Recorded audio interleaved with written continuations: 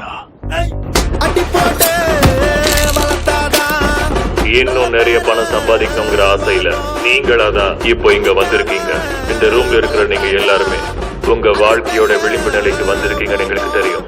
அடி அடிய போட்டாதா அடி பட்டை இல்ல அனைத்துமே நடக்கும். அந்த குட்டிய போட்டானா குட்டி கடை இல்ல அடி தட்டி நடக்கும். நம்ம நடைய கட்டுனா நடக்கவே கூடாதது எல்லாமே நடக்கும். நம்ம தொடைய தட்டுனா அந்த ஒரு அத்தாரிட்டி வந்து தடுக்கும். அடிக்காம வளர்த்தாக்கா அது கைய ஓங்கும். ஹீரோ விளையாட்டு நல்லா இருந்ததா?